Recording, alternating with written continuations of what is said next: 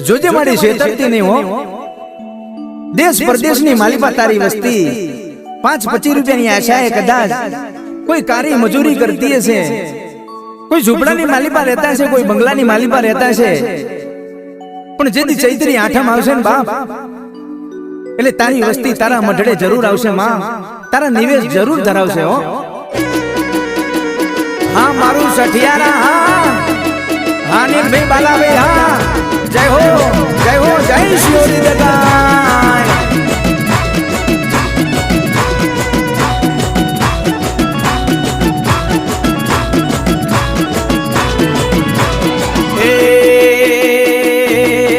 શિયોરી દગાય ના મઢડે બોલે પેલા મોરલા. શિયોરી દગાય ના મઢડે બોલે પેલા મોરલા 900